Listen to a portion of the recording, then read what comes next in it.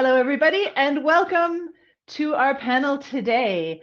We're really happy to be with you as one of the first sessions here at the this year's Canadian Science Policy Conference.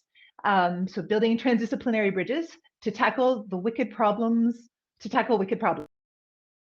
So with me, so my name is Nicole Arbour. I'm the Executive Director of the Belmont Forum, and I am joined by a wonderful group of panelists here. And what we're going to do today is really discuss transdisciplinary research and how that transdisciplinary research adds value to sort of the broader research environment. So for those of you who are not familiar with the Belmont Forum is an organization that brings together research funders to tackle some of these big global challenges. And we do that through working with the different research organizations to identify mutual priorities.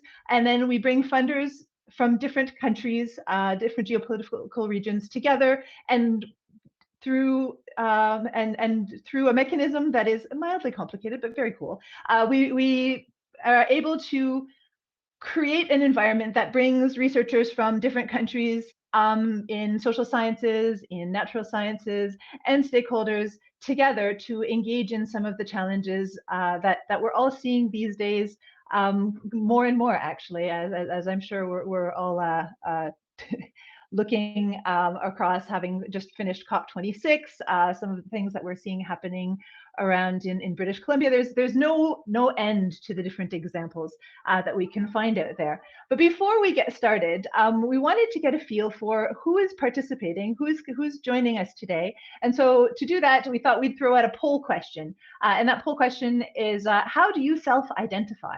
Are you a researcher, an academic? Are you a policymaker? Are you from a non-governmental organization? Are you from the industrial sector or the private sector? A student? Or did we completely miss out on how you would self-identify within this space? In which case, please fill out other, because I think that would be fun. I feel free to put in the chat too. I'd be curious as to what other what do you call it?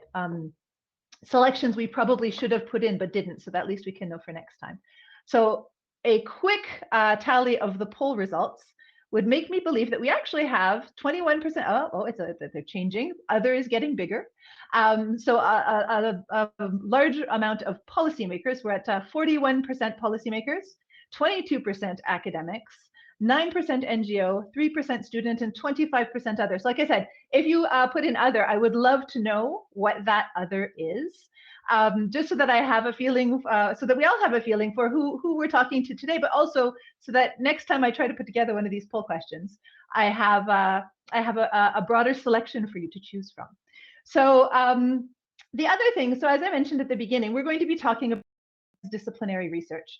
And transdisciplinary research is not something that's a particularly straightforward concept. Not everybody understands what it is, and I have to say that when I thought I understood what it is, I was wrong. So I think it's always good to sort of put it out there. So before we start telling you what we think transdisciplinarity is, I would like to hear what you think transdisciplinarity is. And to do that, what we've done is we've created a Menti discussion, so we'll be able to build a word cloud of what you all think transdisciplinarity looks like. So if someone can put in the chat, I think that was going to go into the live chat. I can't tell if it's there or not. Oh, Danica tells me it is. Awesome. So if you guys can, if you could go in and enter a word. When you hear transdisciplinarity, what is the word that you see, or what that you see in your head? What do you think transdisciplinarity is? What most describes it? What is the most important part of transdisciplinarity? And if you could put that in right now, I would also welcome the panelists to join in if they feel so inclined. What is the word that you think most describes transdisciplinarity? And then we will see. And what that should do is once we submit that, we should be able to get a word cloud. I just have to figure out how to do that.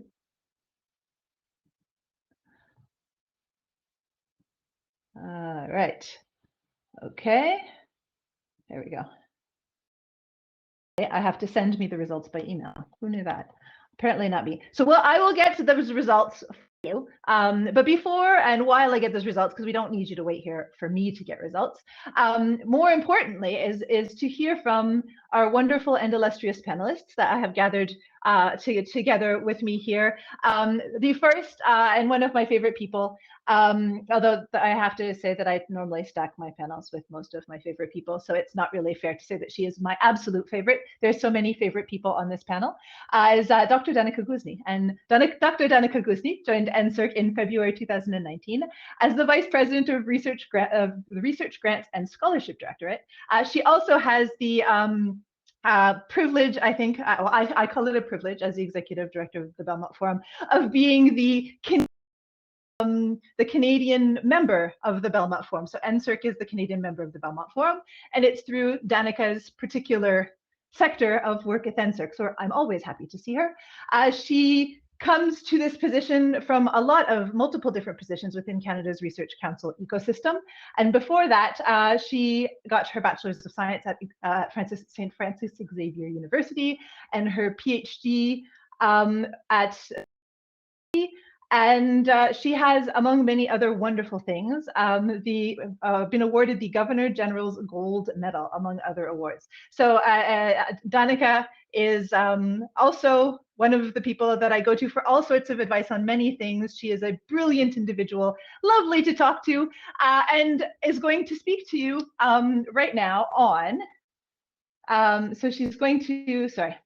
The question that she's going to endeavor to answer at this particular panel is, what are Canada's and funders' perspectives of global environmental change research and its role within the global ecosystem, specifically in the areas of transdisciplinarity and societally relevant research? And how is NSERC and other actors in the broader Canadian ecosystem working towards supporting more systems or transdisciplinary approaches to engaging with global challenges that we see coming at us? So with that, I am going to hand over to Danica, and then I'll come back to you with a word cloud. Wow, thank you very much, Nicole. That's I will pay you later for your compliments. I appreciate that, and none of it is. I am Danica, as Nicole said, VP at NSERC, and it is a pleasure to be with you all today to participate in this panel about facilitating transdisciplinary research to solve global challenges. Before beginning, I do want to acknowledge the Indigenous peoples of all the lands that we are on today. While we meet here on a virtual platform, I would like to take a moment to acknowledge the importance of the land which we each call home. From coast to coast to coast, we acknowledge the ancestral and unceded territory of all the Inuit, Métis, and First Nations people that call this land home.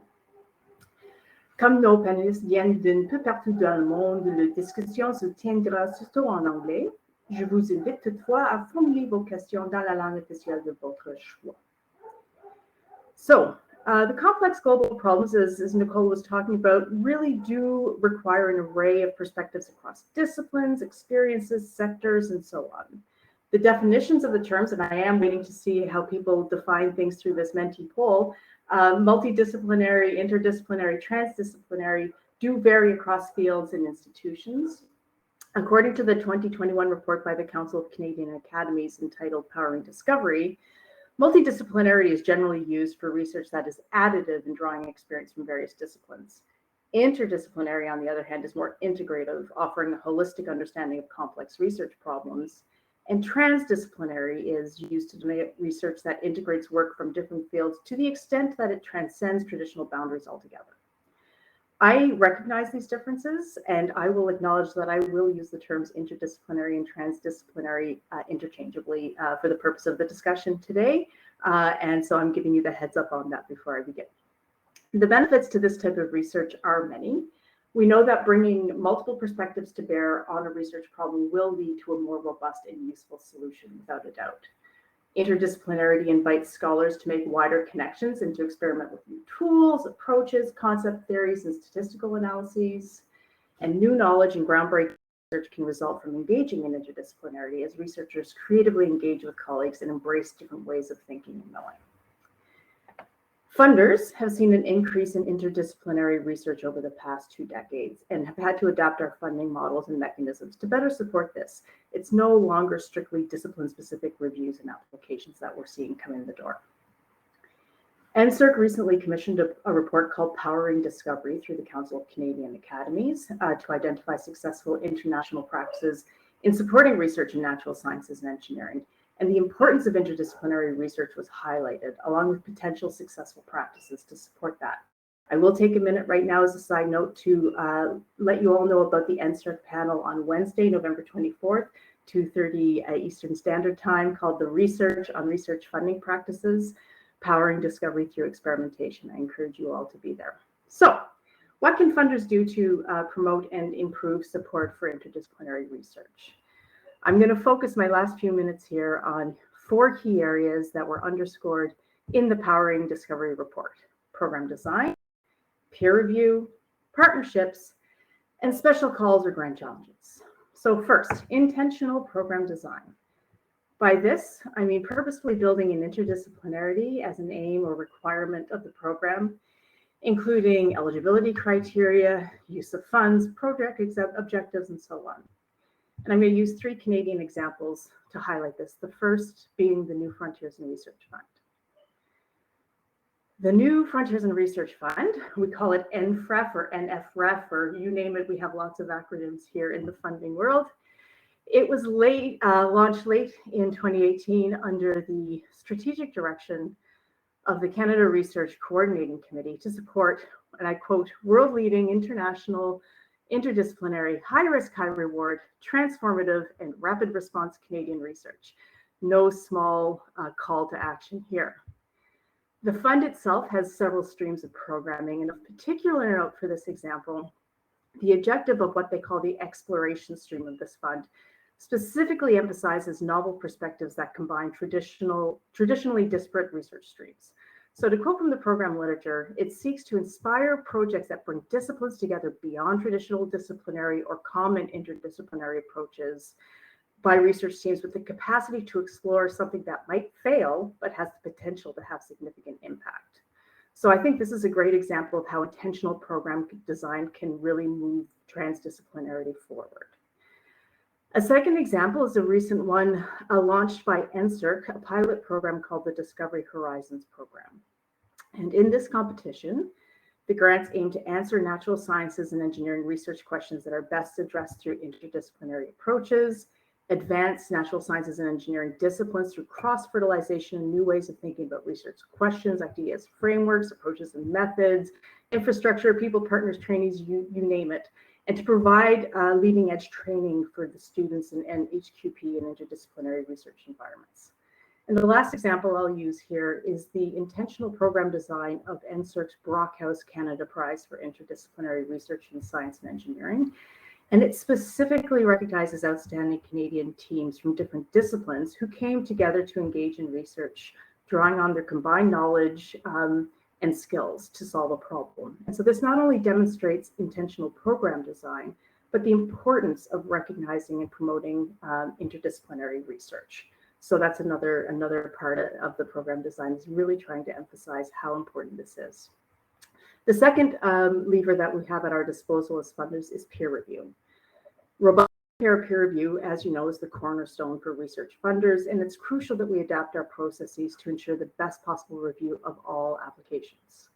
By way of example, recently the 3 federal granting agencies here in Canada, the Social Sciences and Humanities Research Council, the Canadian Institutes of Health Research, and the Natural Sciences and Engineering Research Council of Canada, launched a pilot of the Tri-Agency Interdisciplinary Peer Review Committee.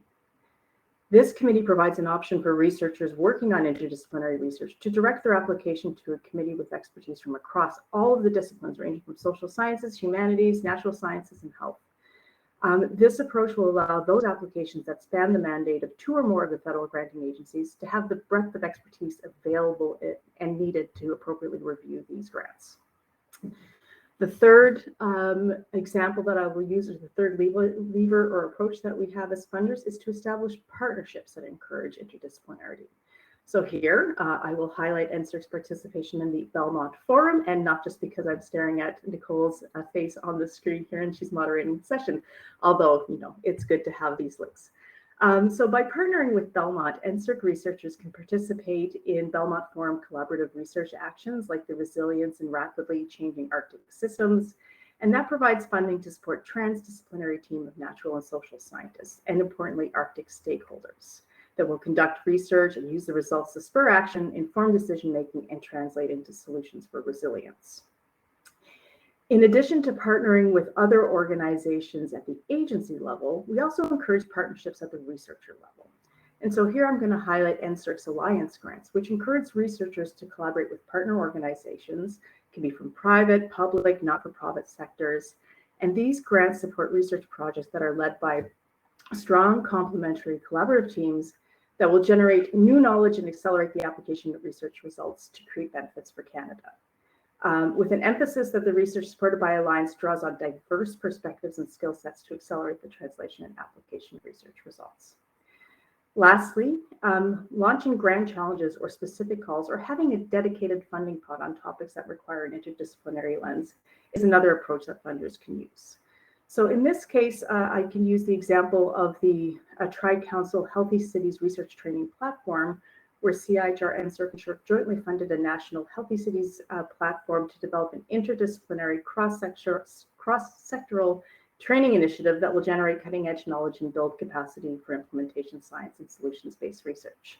Another example, there was a special call as part of the New Frontiers in Research Fund, which I mentioned earlier, on the COVID-19 rapid response, which awarded $7 million of funding to 15 Canadian-led projects to explore medical, social, and policy measures through their different disciplines to contribute to the global ongoing effort to mitigate the pandemic.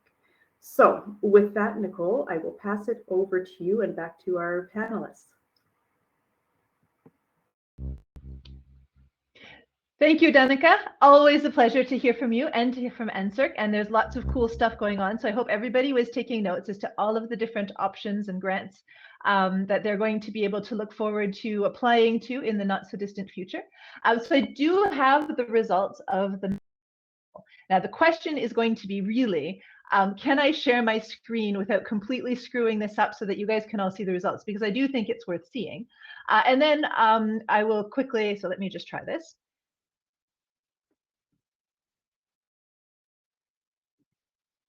Here it comes. And I'm looking to see it. Does everyone see that? Does anyone see the results? No, it's not seeing anything. Huh. Hold on.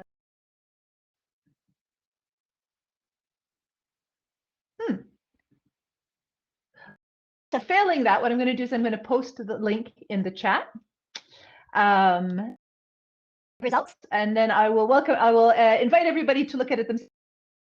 However, walk through it, but it looks like predominantly the out is that here we go. I'm just going to pop that in here, see if that comes up. If not, Marie, I'm going to ask you to throw that in the chat if you don't mind. So basically, I understand correctly, the largest word that comes up, which hopefully all of you will be able to look at shortly, is collaboration. And so collaboration is definitely a big part of what transdisciplinarity is. So I didn't want to give you my Belmont Forum definition before I saw the whole results, because I certainly didn't want to sway your responses. But from a Belmont Forum perspective, when we're thinking about transdisciplinary research includes three particular things. It includes natural sciences, it includes social sciences, and it also includes stakeholders. And the stakeholders, we use stakeholders in a very broad sense of the word. Those stakeholders can be anything from policymakers, those stakeholders can be community members, those stakeholders can be, as Danica mentioned, they can be, Arctic community members, it can be people on the ground, it can be a wide number of things, it could be the private sector. But the idea here is really to build projects and co-create from the beginning. So right from the beginning, from the start, the inception of the project, you have all of these partners that come together, they think about the project, they think about the benefit, and then you really build a societally relevant project that is taken through and that is engaged with by the stakeholders all the way to the end, and hopefully will have a strong societal impact. And so for the initial plan was to have Dr. Thandi Mgwebi join us, but she seems to be having challenges connecting. So instead, we're going to skip straight into the next presenter, and hopefully Dr. Mgwebi will be able to join us shortly. And I'm going to ask one of my other favorite people, one of my favorite researchers at IASA, Dr. Barbara Willertz, to speak to us. But first, I'm going to introduce her a little bit. So Barbara is a researcher with 16 years of professional experience in environmental policy and planning, and 10 years of focus on water scarcity and integrated water resource management. She's developed most of her professional career in research organizations like my former employer, IASA, the International Institute for Applied Systems Analysis, where I know from where I worked with, I had the pleasure of working with Barbara, and in policy think tanks, looking at the complex interlinkages between food, water, and the environment. She's participated as a researcher in different international projects across the Mediterranean region, Latin America, most recently Southern Africa, and South Asia, and works as a consultant for many different international organizations, including the United Nations. So as you can see, Barbara also has a very cool and illustrious background. I'm very lucky today to be joined by such cool people. And so what we've asked, what we've asked Barbara to do specifically in this context is we wanted to hear about and understand the researcher's perspective. So how does transdisciplinary research look like in practice? How do you develop the networks? Can you just, what is the complexity of working with stakeholders directly? What does that look like? Are there benefits that you experience through this kind of research that you wouldn't see, or that would be very different from more disciplinary projects that you've been involved in? And so with that, I'm going to hand over the microphone to Barbara, and we're going to hear from her. Thank you. Thank you, Nicole. Good to hear that that I'm one of your favorite people. It's really a pleasure to be here today, and good morning and good afternoon to everyone, depending where you are. So Nicole asked me to join this panel, and actually I would like to speak a little bit from experience. No, I mean, being a researcher, trying my best into transdisciplinarity research, which is not always easy, and I would like actually to reflect on that to see how can we do better, and bring particularly the perspective of researchers, no? Because one of the questions is, what kind of practical recommendations can I give to policymakers? To be honest, I think I can give more practical recommendations to researchers to do better in a way. So, but let me maybe introduce a little bit some of the points that I want to share with you. So I mean, when we talk about transdisciplinary research, I was thinking this weekend, okay, what is it? You know, I mean, the benefits, you know, what are the constraints, and then so on. And I would say, I mean, to start, it is easier said than done, because I think that the ultimate goal is very much needed. I mean, we need transdisciplinary research more than ever. We are facing very complex problems. By the way, my understanding of transdisciplinarity is also bringing different type of knowledge. I mean, I guess in a way similar as you also reflected, Nicole. It's about collaboration, as it was said, but also allowing for different type of knowledges, to be part of the co-creation process. Because science is one, but I think we also have other very important types of knowledge that we want to bring and integrate into our research. So to start with, I would say that, I mean, some of the difficulties that I experienced doing transdisciplinary research is that normally you do this kind of approach when you face wicked and very complex problems, no? And the very first question is, where do you draw the boundaries of the system and the problem that you look at? Because if you start diving into, I mean, you start from a concrete research question, and when you start diving and asking stakeholders, you know, I mean, how to make this research more useful, and ask other colleagues from other academics, other disciplines to bring in their expertise as well, all of a sudden you encounter that the system is way more complicated than what you think, no? And I want to bring one practical example. I was recently involved in a very concrete, in principle, very concrete project that was dealing about helping decision makers from the Canary Islands, which are a number of islands located in the Spain, how to address or how to improve the efficiency and the decarbonization of the water cycle from their region. No? So we started from very practical questions. I mean, what are the causes of inefficiency? What can be done to improve the decarbonization of the promotion of renewable energies and so on. And the more questions we were asking, we started realizing that it was way beyond more complete. I mean, to address this specific question we had to involve many more actors than just those in the water sector.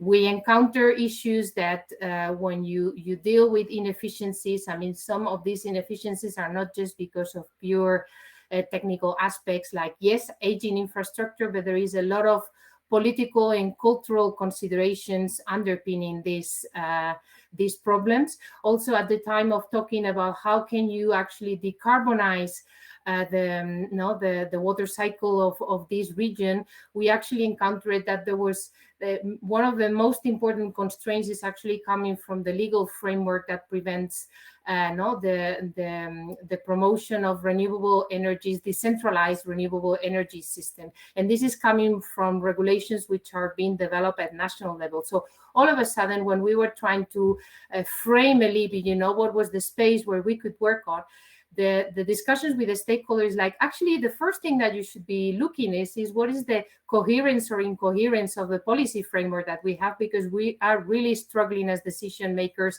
at the time of implementing all these things. And this turns into many of these challenges. So this is just to give a very concrete example of two things about the difficulties sometimes of drawing the boundaries of where do you put the dot, or the circle around the system that you want to explore. And secondly is that when you engage in these discussions, some of the research questions that you had initially framed might actually evolve, because then you start asking from the stakeholders' perspective what is actually useful for them, and you end up in a different space. And sometimes you have the capacities to deal with that, and sometimes you don't.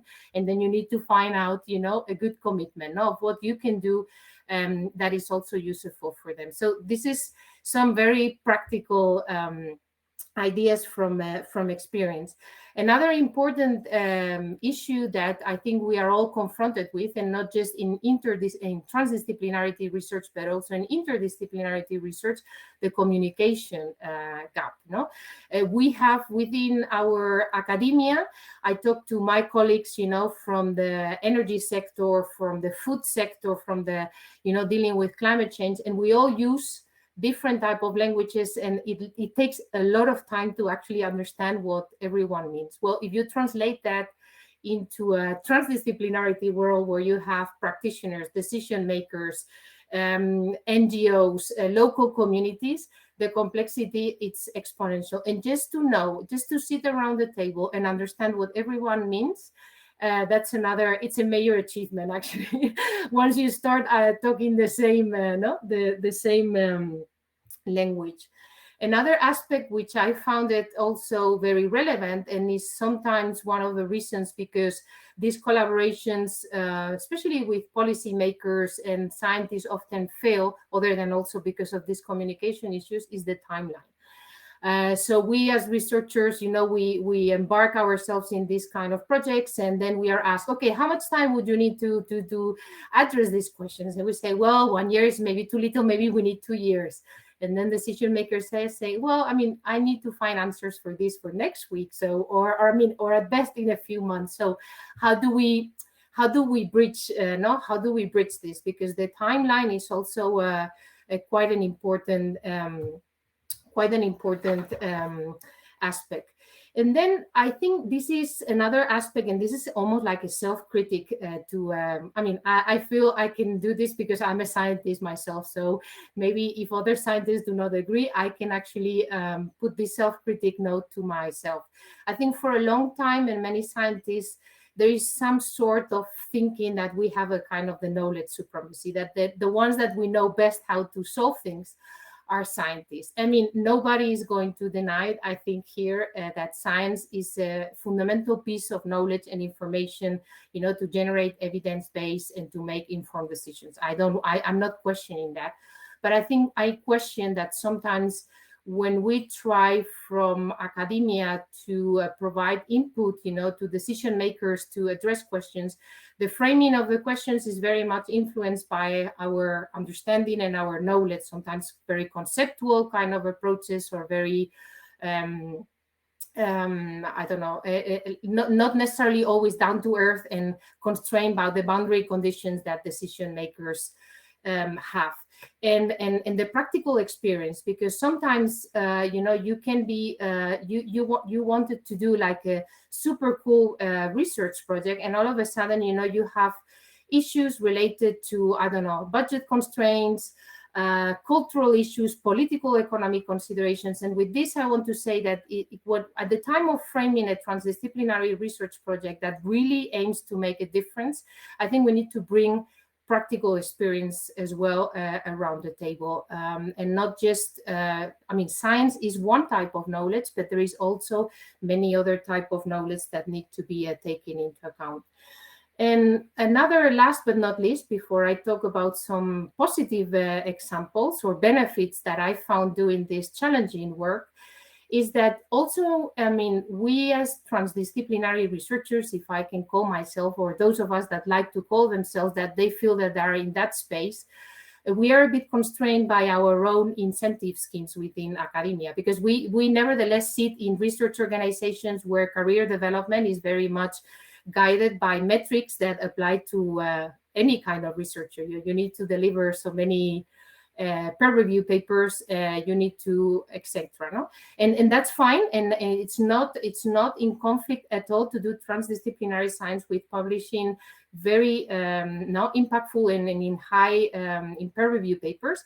The problem is that another motivation within doing transdisciplinary research is that you actually want to drive a change, so you want to optimize this social impact. And altogether, if you start thinking, okay, how can I do best in publish my papers, in the best way possible, and at the same time, how do I make sure that this information gets to the table that needs to get, it gets in the language that it needs to get, and we develop the capacities that we need to have, to address these problems.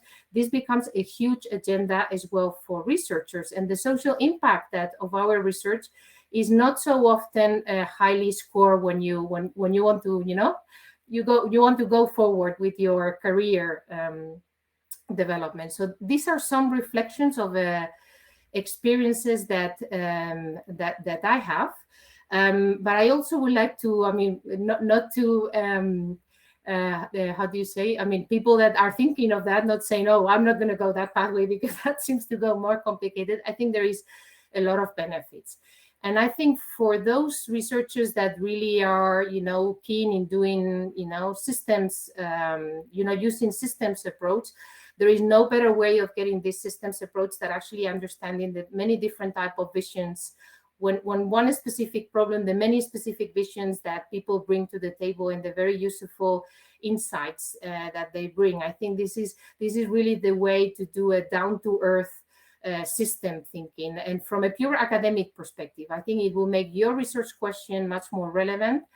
And I think it's a very nice experience.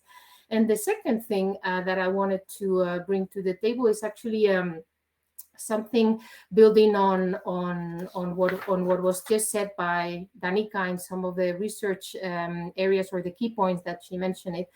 I had the possibility to work until last year in a project that was kind of framed. It was a research project, but more kind science for development project. So the very good thing about this project is that we had some initial ideas about because of our capacities, we had some ideas about what we wanted to do. This project was called Integrated Solutions for Water, Energy, and Land. And the main idea was actually to bring tools and capacities to those parts of the world, mostly in the developing world, in order for them to find cost-effective ways of addressing the most pressing challenges in water, food, energy, and land. So generally look at these challenges in order to see what was the best way, to address those simultaneously, or at least align and in the most effective way. So one of the regions that we were working was the CSPC basin, which is a basin located in Southern Africa with 8 countries, enormous development challenges, and no previous working experience from our side. So the whole scene was super complex, because we had to build those bridges, and we should never underestimate the time that it takes, when you land somewhere, to try to establish, to build those relationships, to build those trust, and to identify the next step in building on this communication stuff that I was meaning at the beginning. Try to see what is actually that you can bring in that can help them, because you might come in, as I said, with certain ideas, but then you realize, that if you really want to make this more demand driven, you realize that maybe some of your initial ideas are not really necessary, and maybe you need to bring in, you need to be creative, and try to adapt along the way. And this research project actually allowed for that, because others don't. So this is another important thing that I wanted to highlight. So in this project, we came at the very right moment in a way, because they were developing the strategic development plan. So basically an investment plan about all the water infrastructure they were needed, to meet all the country development targets, and then try to integrate this into a river basin planning. And they had very detailed investment planning. They had even built a decision support tool. So when we came there, they said, well, we don't really need a decision support tool, which was one of the things that we wanted to offer. But they said, we do have a big issue. We have the issue that all this plan has been done very much at the country level. So especially downstream countries are very concerned about what are the implications of upstream investments and decisions in the mid to long term, because that will actually affect, the volume of water that it's coming down, the timing, etc. And that has multiple implications. And they said the area where we have struggled the most is in trying to develop approaches that could facilitate the dialogue, and the mutual understanding, and building these bridges between sectors within a country and between countries.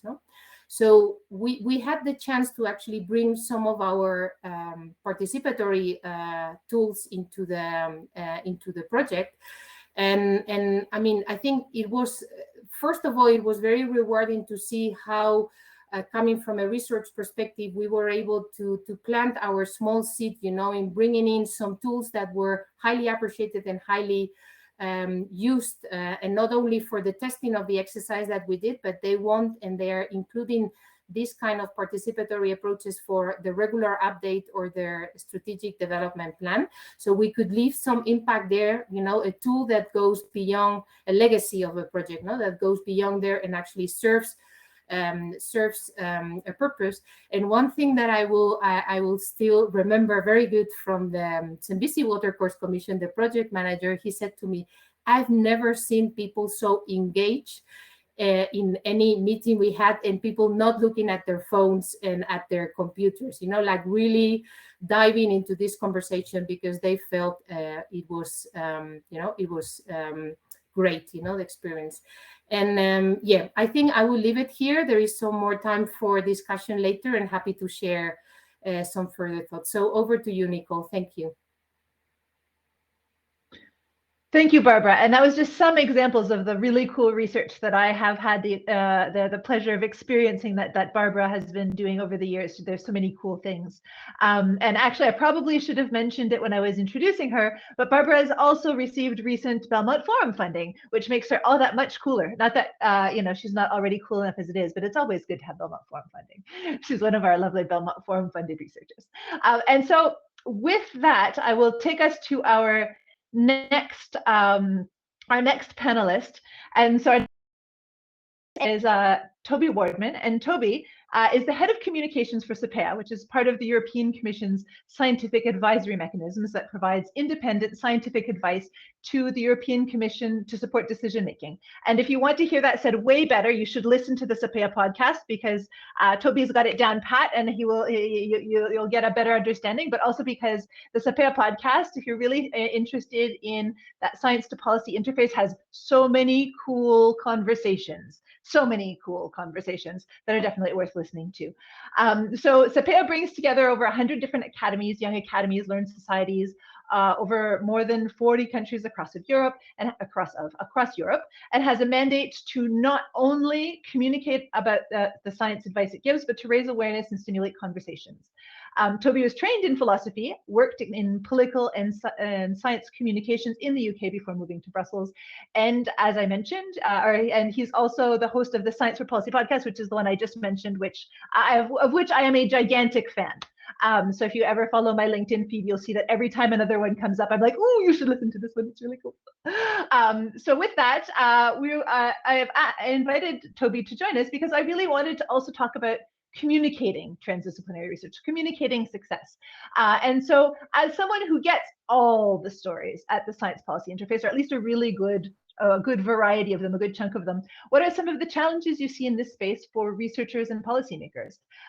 So you specifically get to see in the weeds of communicating science with this, and which is as part of the podcast.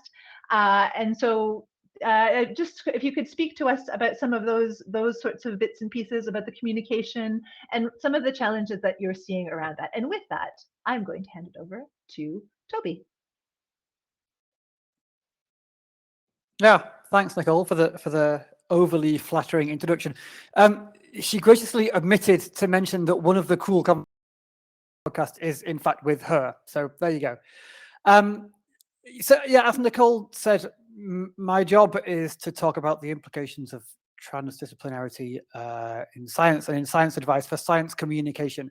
And I'm glad that previous speakers have said a bit, at least, about what transdisciplinarity is supposed to mean, because it seems like I'm not the only one that's found it a slippery concept. But actually, it's a bit worse than that, because it's not the only slippery concept to me. Whenever I do any kind of talk like this, I mean, basically on any topic, I very quickly run into the massive roadblock of the question, what do I even mean by science communication? Which is embarrassing, since I've been doing it long enough, you'd think I'd have figured out the answer, you'd think, but there you go. I think very generally speaking, I tend to imagine there's a narrow version of science communication and a broad one. And I'll say a bit about what I mean, but let me just say now, as a kind of spoiler, I think whichever of those two understandings you take, the kind of advent of transdisciplinarity has some quite profound implications for it. So I'll say a bit about what I think those are as well. Okay, so then taking first the narrow understanding of science communication. This is a traditional one traditionally about dissemination. So i.e. keeping people informed about what's going on in science, right? So it's your bog standard things like giving public lectures, writing books, giving interviews to the media, organizing events, I don't know, running a podcast, that kind of thing. But then in recent decades, I think quite rightly, our understanding of what science communication involves has thankfully been improved quite a lot. So we know it's not just about telling people stuff, but also about involving them in stuff. In other words, it's engagement, bringing people into the actual process of doing the science, which Nicole mentioned a few minutes ago when she was talking about the Belmont Forum's understanding of transdisciplinarity. So it's not, here's what we're doing, it's here's what we're doing, what do you think of it? Or even better, hey, here's the challenge we'd like to tackle, what do you think of that, and how might you go about it? This is still what I would call like the narrow version of science communication, but already you can see the close connection with transdisciplinarity, because transdisciplinarity is about openness of conversation, dissolving boundaries between areas that were previously fenced off or even kind of previously policed.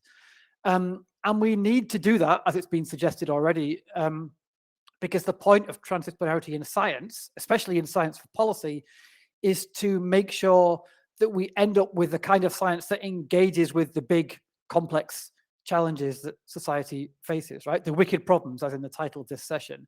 In other words, to make science serve the needs of society. And to make that work, experts need to engage not only with other experts, but as Barbara mentioned, also with a broad range of communities beyond that. You know the usual list, right? Citizens, civil society, industry, policymakers, quote unquote stakeholders, right, of all different kinds. And it's not just about telling those people what we're doing, it's about involving them in the process of doing it, thinking about it, evaluating its success, guiding it. And unless you do that, you don't have any guarantee that you end up with something that's relevant to society anyway, science that does what society needs it to do. So that means that science is fundamentally a conversation, and which means the job of science communication, the skill set, the profession whose role is to make that conversation happen, is not a last minute add-on, but when you get to transdisciplinary work, it becomes kind of the core bit of what science is, right? It's a core integral part of doing science. You don't do it at the end when you finish, you do it all the way through as part of the process. And if you want to do good transdisciplinary science, science that basically comes up with the goods, you need science communication skills and techniques and that mindset all the way through. And by the way, I should also say, if that sounds like a land grab on behalf of the science communication professional world, I think it's actually the opposite. It means that science communication shouldn't really be the standalone profession at all. It should be like a general way of thinking and a set of skills that exists and permeates throughout the science community. So I'm not saying give me more work to do. I'm actually saying, like, in an ideal world, you can fire me. Anyway, that's still like the narrow understanding of science communication, which I admit already has got quite broad. But I think there's another way of looking at this. And again, it kind of plays into what Barbara was talking about a minute ago. My role as a science communicator, so they tell me, for the European Commission Science Advice Mechanism is I work for science advisors. I work for the people who give on-demand science advice to EU politicians. And here's the thing. I reckon science advice itself is already an act of science communication. Of course it is, right? Because you're taking scientific information and you're repackaging it and you're making it accessible and you're making it useful to people outside of the discipline or disciplines that created it, that generated it. And therefore, by the same logic, the very act of doing that, of taking the science and repackaging it for another area to make it policy relevant, is transdisciplinarity. Because of the policy relevance, right? You're bringing these certain carefully delineated fields of expertise, I don't know, chemistry or psychology or engineering or medical science or whatever it is, bringing them into a dialogue with other carefully delineated fields of expertise, policymaking and politics. And you're allowing all the different perspectives there in an ideal world to jointly influence each other and mix up and kind of collectively shape the result to make sure that what you get is useful for society. So as soon as science becomes policy relevant, it also becomes transdisciplinary. And as soon as it becomes transdisciplinary, then it needs, in fact, it is fundamentally science communication. It takes a serious effort, as Barbara said, and some serious investment of time and skills to sit around that table and engage with people who work in these multiple different worlds, different disciplines, even different kind of paradigms. So, and then what's the upshot of all this? As I said, I'm a science communicator working for a science advice organization. So some of my job is the good old-fashioned narrow version of science communication, telling people about what's going on. Some of it is the new enlightened, but still kind of narrow version of science communication, of involving people in what we do. But then honestly, a large part of it is this terrifyingly broad version of science communication that's implied by transdisciplinarity, making science advice actually possible, helping to link and interface between the different worlds of a dozen or more scientific disciplines and then the political and policy-making sphere.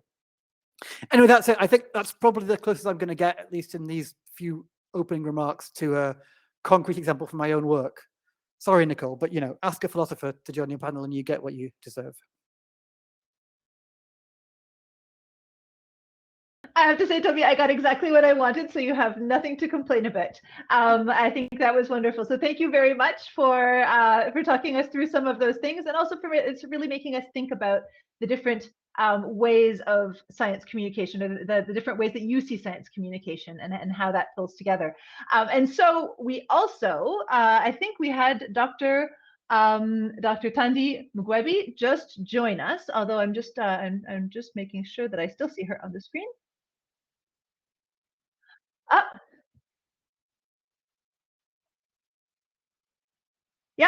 Dr. Mugwebi, so basically I'll introduce you. If you can put your camera back on, I'm sure our audience would love to see you because you're awesome.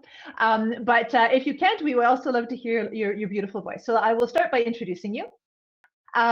Sorry, just my notes because I want to make sure that I'm introducing everyone right. So Dr. Mugwebi joined Nelson Mandela Metropolitan University as the Deputy Vice Chancellor, Research, Innovation, and Internationalization as of, oh, sorry, what's going on here? As of April 2020, so prior to joining Nelson Mandela University, she was the Deputy Vice Chancellor, Research, Innovation, and Engagement at Tshwane University of Technology, and before that, the Director of Research at the University of Western Cape. Dr. Mugwebi, serves on several strategic science and innovation and higher education advisory and policy forums. And I have to say that the first time I heard Dr. Mugwebi speak, I found the conversation to be fantastic. And it is in part what drove me to try and convince her to join our panel here today. She's a wonderful speaker. She is inspiring. She talks about systems analysis with great passion. And in this particular context, what we were hoping is that Dr. Mugwebi could address specifically the academic roles in engagement with systems and transdisciplinary research. So with a bit of a twist from perspectives from the African continent, if possible, certainly South Africa, and capacity development in this space. So with that, Dr. Mugwebi, I would love to hand the floor over to you.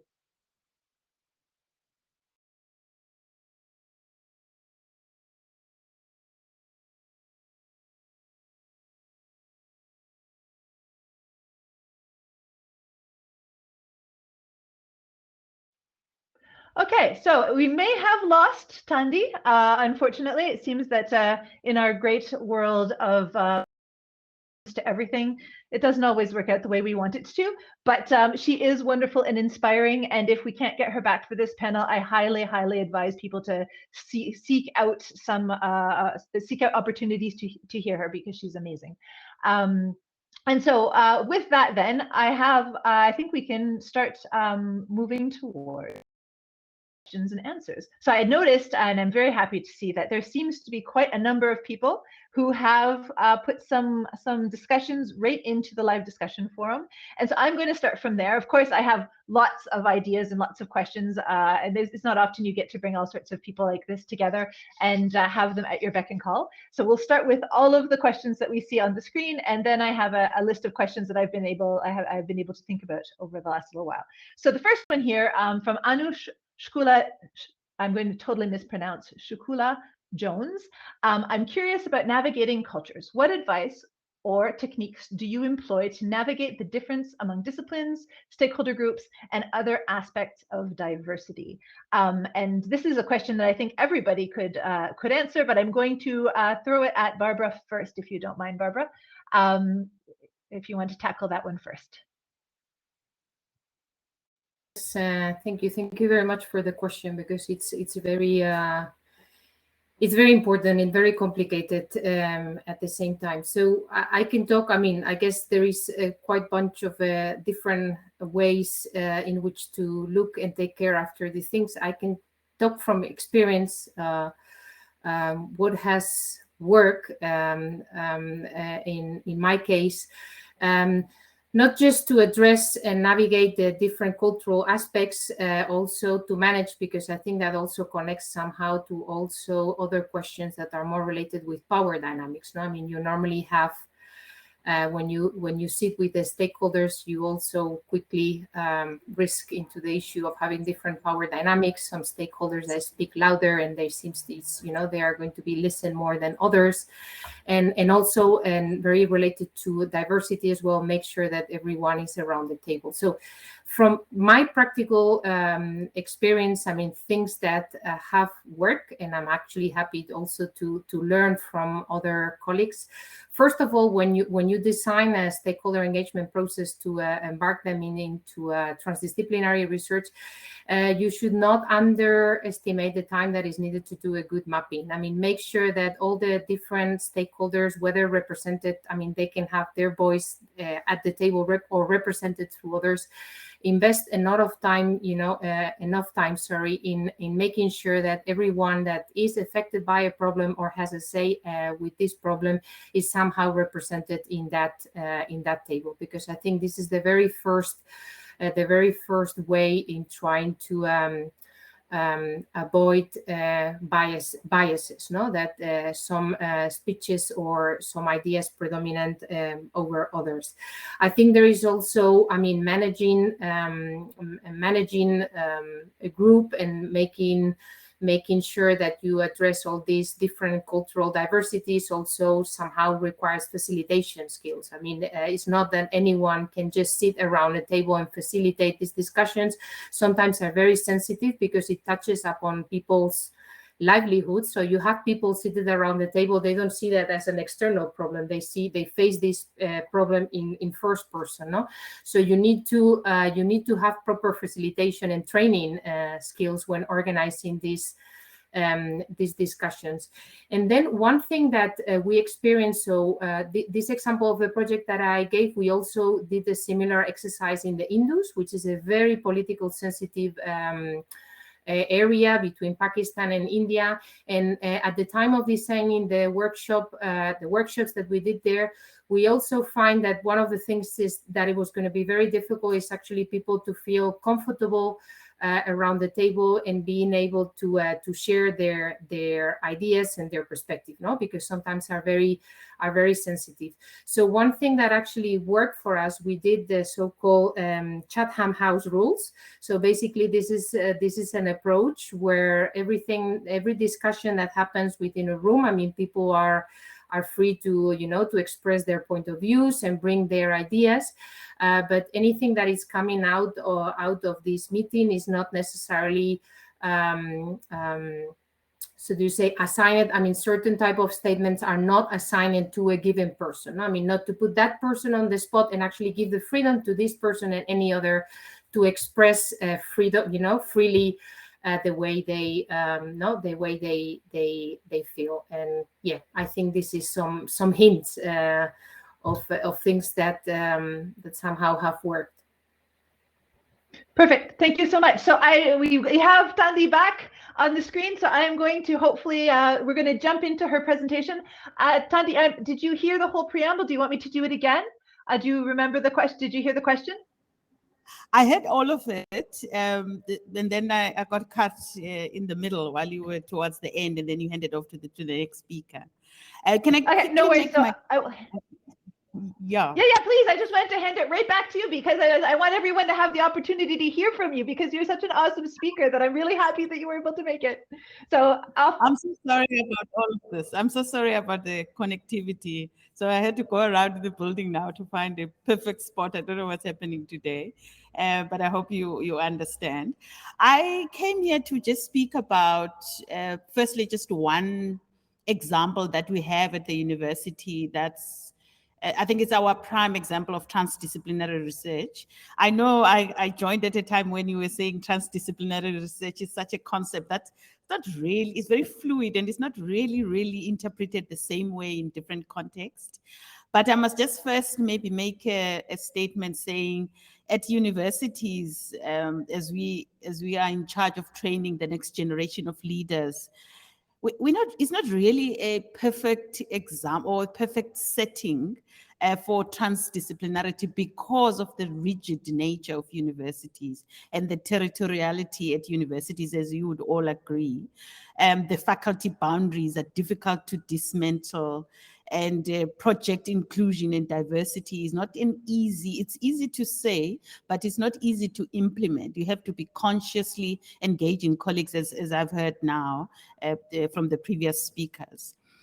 So I just want to make an example of our one institute that we have at the university. It's called the Center for Marine and Coastal Research. And it's an institute that works on coastal and marine sciences, and it's one of our flagships at the universities.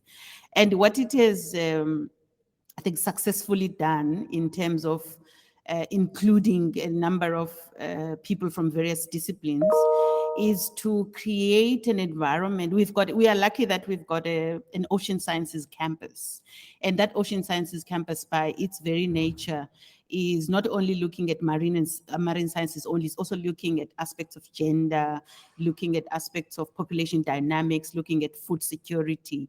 So it's got a marine apex predator research unit, it's got research diving unit, it's got faculty memberships from law, science, humanities, and of course the collaborators and the international linkages. And then there's a large number of research and professional associates and fellows, and these come from all over the world, and they bring different context into the institute.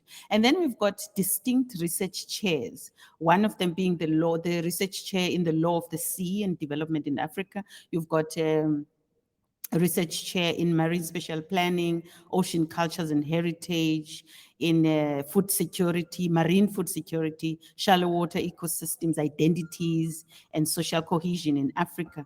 And then there's stakeholders and partners structured such that there's government.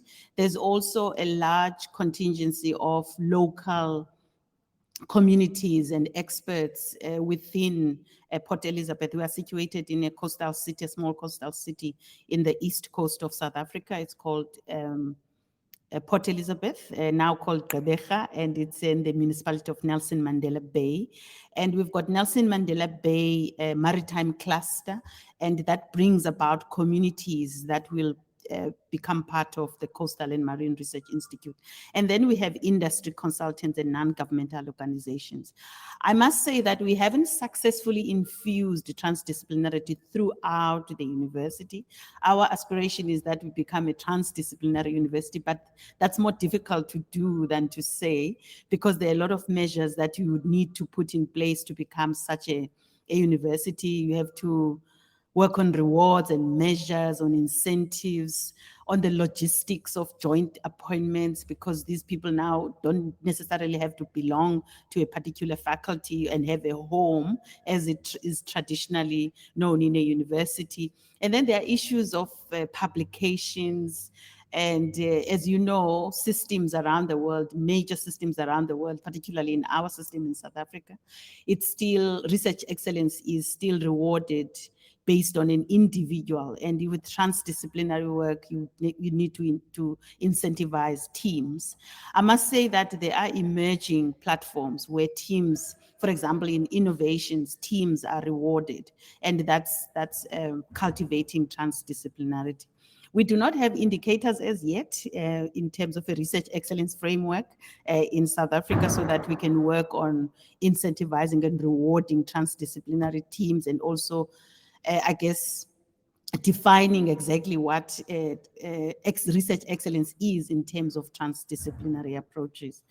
And there are many other things that I could say in terms of involving students to become transdisciplinary, I guess, graduates, because the degrees, as you know, are still now focused on becoming specialists. You would have a degree in engineering, a degree in law, and so on. And it is our aspiration. We call ourselves a university in service of society. So it is our aspiration that we translate that into the graduates that come out of the university. I don't know if that serves the purpose, Nicole, or are there any further comments that you'd like me to make? And I'm happy to do that. I mean, I think that gives a really good idea of sort of where you've seen it, and also the university system and where it is within the context of transdisciplinarity. And in my head, of course, it opens a whole can of worms. So many cool questions, so many things that we could. I mean, there's whole panels of things that we could discuss just in that alone. I'd be curious as the KPIs develop on how you're going to measure transdisciplinarity. So expect more emails from me in the future. But certainly, I think we can from here continue to address some of these questions, because I think there's a lot that's going on in the chat. A lot of people have put some stuff. I'm not even sure I'm going to have time to get to my questions. That's how many people are engaging in the conversation, which I think is a good sign. That means you guys are all as awesome as you ever doubted. So I didn't want, before we move to the second question, I wondered if Thandi, Danica, or Toby, any of you wanted to take a crack at the question on diversity that Barbara was answering. So just to refresh memories, the question was, what advice or techniques do you employ to navigate the differences among disciplines, stakeholder groups, and other aspects of diversity?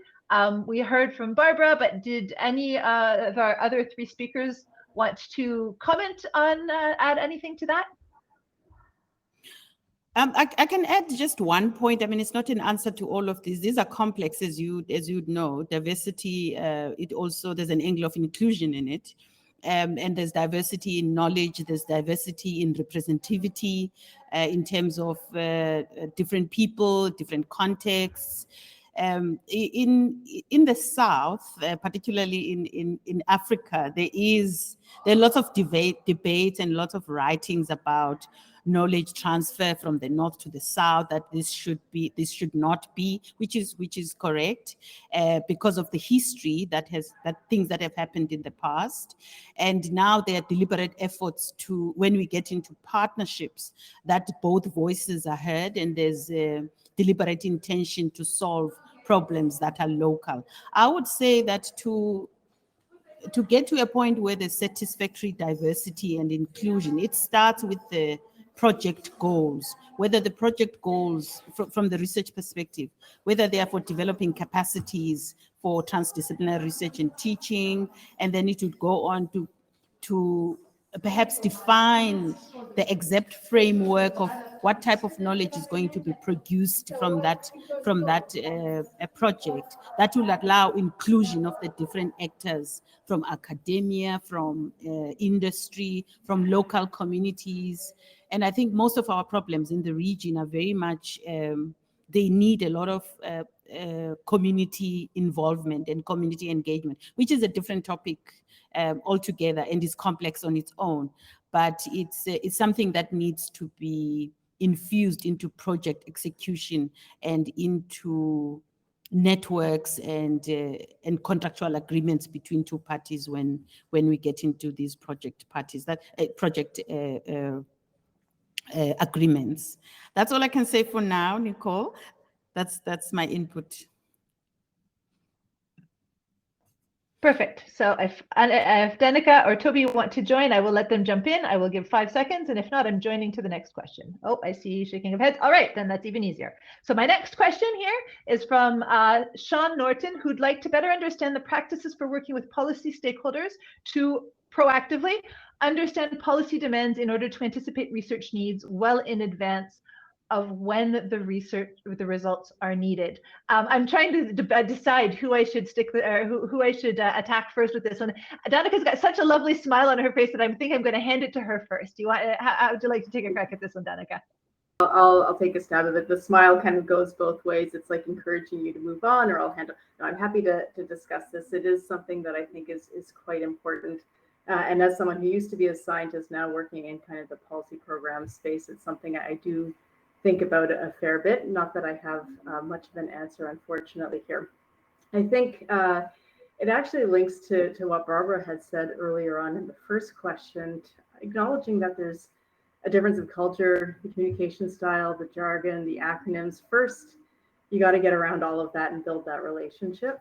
And then there's, I think back to my days at CIHR around integrated knowledge translation, where ideally you take the policymaker, embed the policymaker in your research team, and they help design the research question, the research methods, the approach, and everything. So by the time you get to the end, you've got policymakers with you every step of the way so that the information that you've generated is deeply relevant and useful to them. And so, of course, we know that that's not how science and research works all the time. So, there is this sort of end of grant. How do you then pass on this information that's very useful that you have that you'd like to share?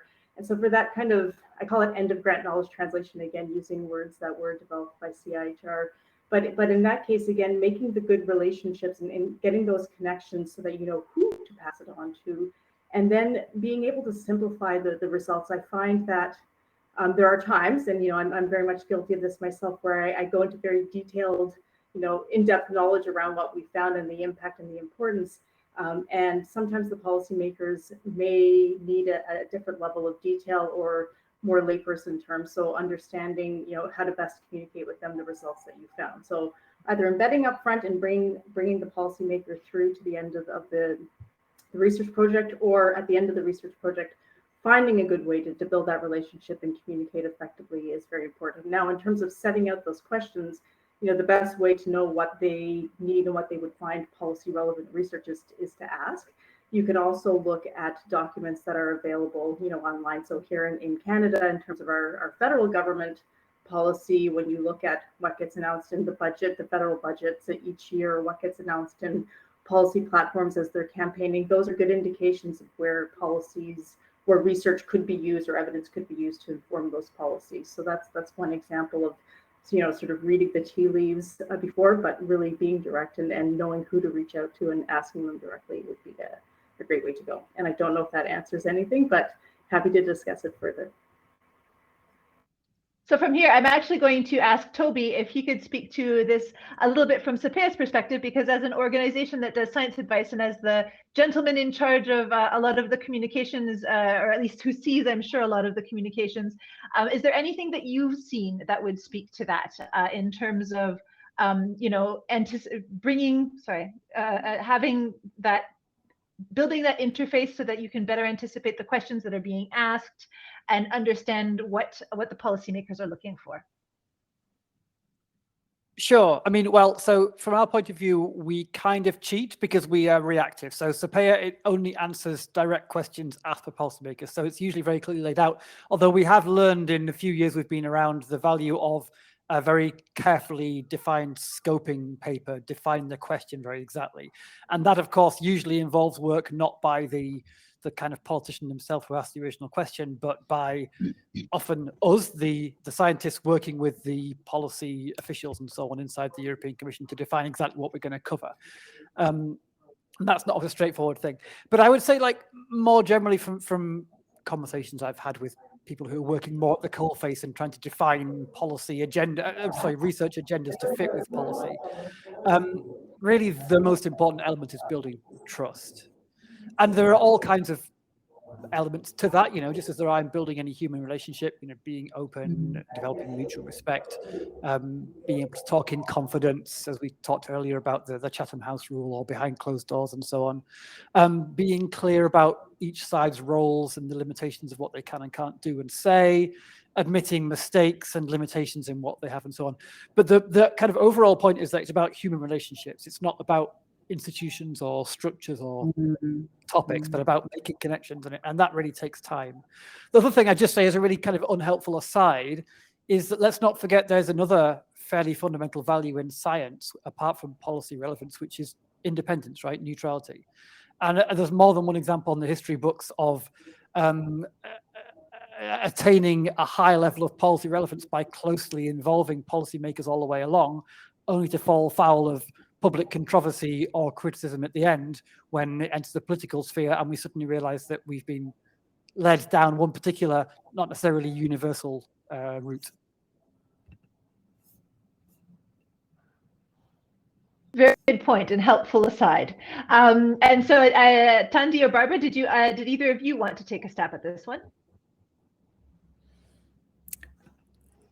From my side, I think we've touched on all the points. The main thing for me would be from the beginning of a project to design it such that it's for impact.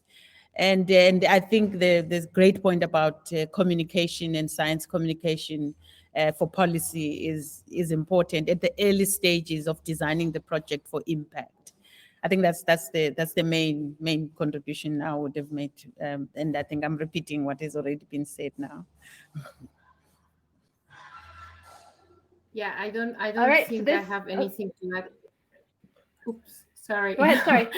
No, I was going to say that I think that I could not agree more with has been said. And just if you don't have the chance to involve your stakeholders actively in the project, and I think that was said as well. I think at the time of designing the research questions, some consultations might be helpful, and also some readings about policy documents, not only scientific papers, because that might also, help putting on the spot what are the issues that are policy relevant.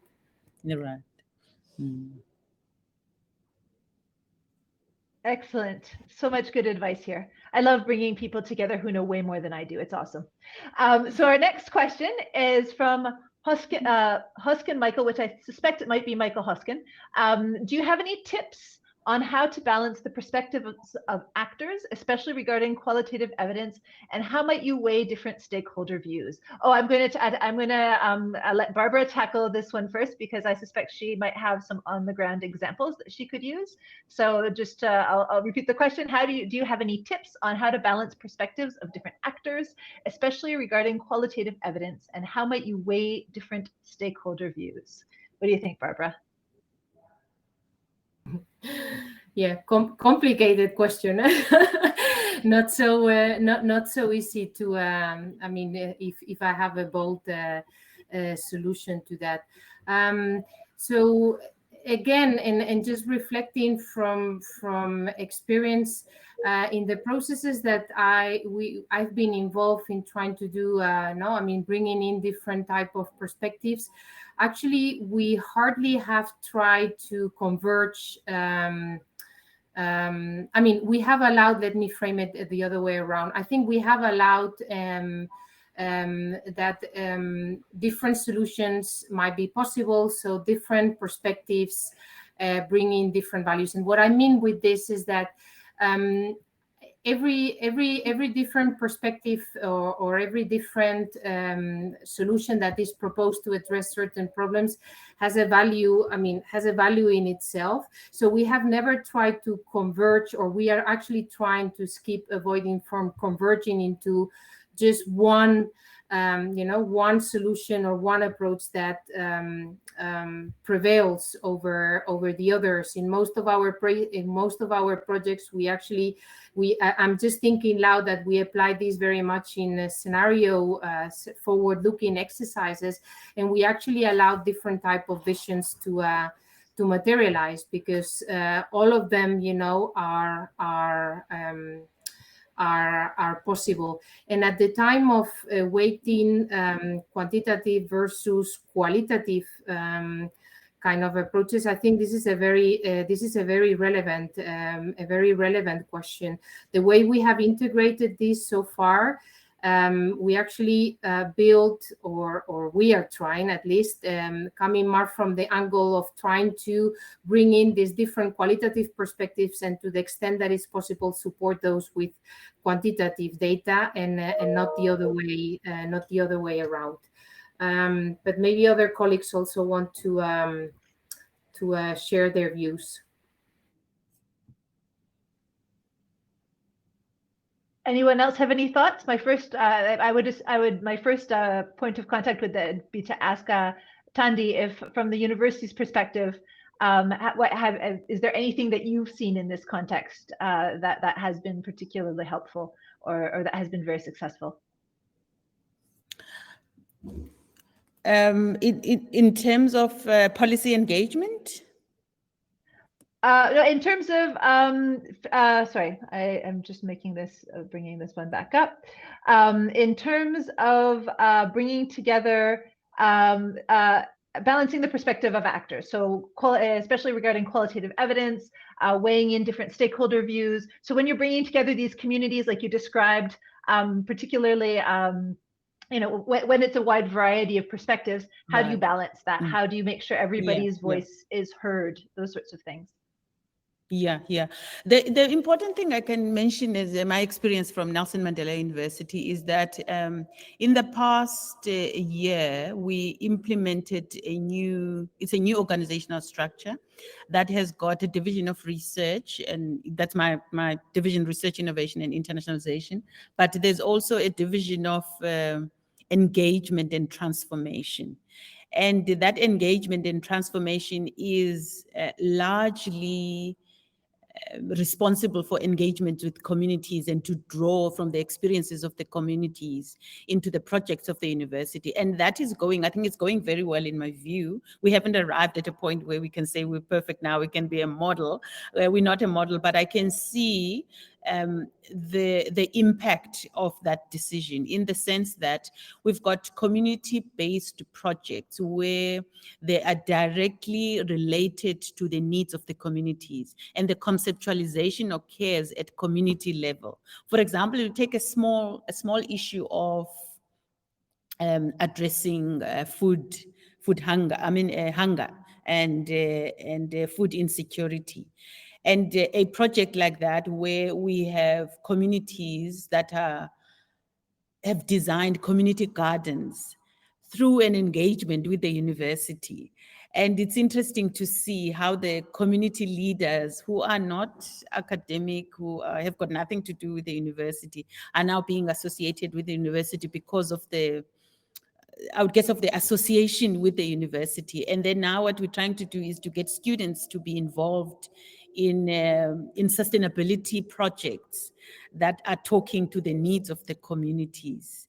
And in that way, I think in 3, 4, 5 years' time, we'll be able to measure that kind of impact. But I can clearly see now with that kind of work, how is it going? So I would say the first part, from a university perspective, I think change and leadership change and general change in the manner in which universities traditionally run their academic and research affairs.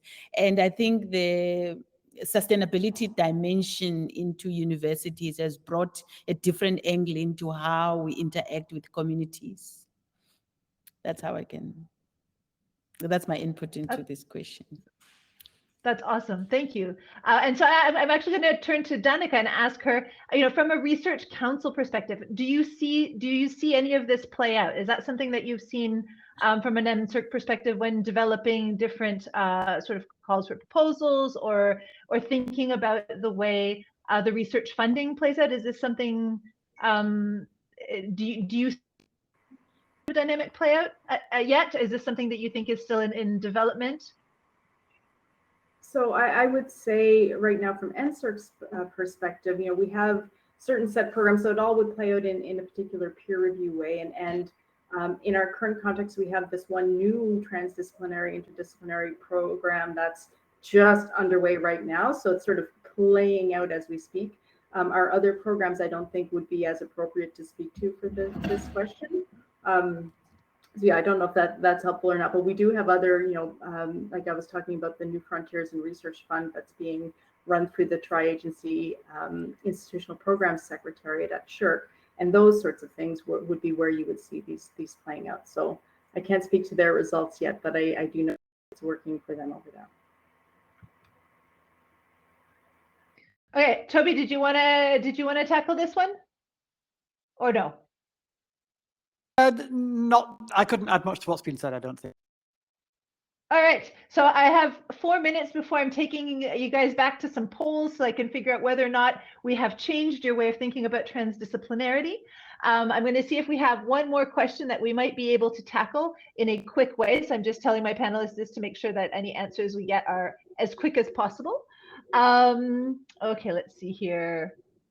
So rapid fire answer from Sean Norton. I'd love to see example of tools, questions that you use to facilitate discussions with policy stakeholders. Oh, hold on, my thing moved down on me. To get to the root of issues, problems, or questions as a basis for anticipatory policy relevant research. So are there any quick tools that anyone can come up with? I will just leave this one open if there's anyone who has tools or questions that they use. So I've seen Toby? this done. So talking about quantifying risk and ways that different people, especially different policymakers and different scientists, use words to describe risk. So it came up with the IPCC, and they developed a very helpful methodology, which you've also used in SAPEA. So essentially, when you say something is likely or very likely or somewhat unlikely or almost impossible or whatever, when scientists use those words to describe the strength of evidence and the likelihood that something will happen, what do they actually mean? And so there is a tool developed by the IPCC, which enables basically a group of people in the room, be it scientists or policymakers or a mixture of both, to all individually numerically quantify how they would rank each of those adjectives, and then to try and take a general average of the room and then discuss the outcome. So that at the end of the day, when you have a scientist report saying that something is fairly likely to happen, the policymakers know exactly what that means and they can engage with it accordingly. Any other tools or questions that anyone else has used or seen used? I have actually I'm actually posting a few links in the chat. There are many more, but I'm just posting some that I have used. I will put that on the chat. But I mean, maybe while we speak, I can broadly talk about there are many different type of play roles or simulation games that can be serious games. It's also a kind of a wording that it's used for this kind of exercises. So under this umbrella, there are many different type of tools, and I'm just pasting a few links from some of them that I know. Of course, they are specifically intended for certain type of exercise, but just to get a sense, of what type of tools might support these discussions. Perfect, thank you. And Danica or Tandi, any additional last minute tools or questions you want to add? No. Let me see if I'm on. Well, it's not necessarily tool. I mean, what I can add is that a principle, just as a principle, that from an academic perspective, from a university perspective, to forge partnerships, to be actively forging partnership outside of academia. So when academics collaborate with people from outside of academia, for example, with policymakers and industry representative, it not only diversify the quality of the scientific outputs, but also it just increases the long-term impact. I don't know if anyone has got something to share about impact-based metrics. We don't have it yet, but I'm also curious. It's a question that I had. I thought I would ask colleagues from here whether has anyone had experiences in developing impact-based metrics, because I mean these could be useful tools for engaging policymakers. That's a question I had coming here about transdisciplinarity. Well, I don't think we have enough time to answer that question now, though that's a wonderful question. And there's there's so many places that we could take these discussions, guys. We might have to take them offline. Certainly, I think there's lots of room for continued discussion. But before we end this, there's a couple of so I want to ask everybody to join me in thanking our wonderful panelists in all of the insightful discussions that have helped us to sort of pull apart a little bit more what transdisciplinarity means in different spaces with different groups, and how we can better understand how to bring all of the different types of players together. I'd like to ask our facilitator to throw in our poll question. So first, I want to know, do you, our wonderful audience, feel like you have gained any understanding in what transdisciplinarity is? If the answer is no, I'm going to be horribly disappointed because I will have failed. But please feel free to answer honestly, because I want to make sure that I can do better next time. And then the second poll question that I would like you guys to consider is, do you think that transdisciplinarity can add value to global change research? So I will let you decide, everyone answer those questions on your own. But I would also, so like I said, I'd like to ask everyone to join me in thanking our wonderful panelists for taking the time to join us today for this wonderful discussion. I would also like to invite everybody to check out all of the institutions represented here, because they all do really fantastic things in research, in sort of the science policy interface at different levels. All of the speakers that have come to this panel I hope you all agree with me, are just as wonderful as I think they are. But there's lots of options to engage with them. So if you have other questions, you can feel free to send them to me. You can find my email address somewhere online around the Belmont Forum. I am happy to get some of those answers for you and reach out and continue conversations with our panelists. And please do check out the Belmont Forum. Think about transdisciplinary research when you're thinking about planning your next research project, or when you're thinking about the policy problems, the societal problems that you wish to see solved. Because we want to think about, how do we bring those partners together? How do we fund cool research? How do we bring the Global South into the discussion in a very strong supportive, or a strong leadership kind of way? How do we build capacity so that everybody knows how to engage in transdisciplinarity? And how do we build our future leaders so that they're all thinking about, how do we communicate science? How do we engage with policymakers? And how do we bring all of those threads together? And so with that, I don't want to, so I'll leave you guys. I still have 2 minutes. Ooh, I thought I was there. I was rushing to get completed quickly. But I was, with those last 2 minutes, 1 minute, sorry, I will ask if anyone else has any last remarks that they want to make on the panel. Anybody? Perhaps just one last, Nicole, that I think transdisciplinary research requires long-term funding. I can think from a funding perspective, if there are any funding organizations listening out there, funding will play a pivotal role in enabling academics to undertake a high-quality transdisciplinary research with impact, long-term funding. Thank you. Thank you. That's wonderful. So thank you, everybody. And we hope you enjoy the rest of CSPC. Thank you to CSPC as well for having us.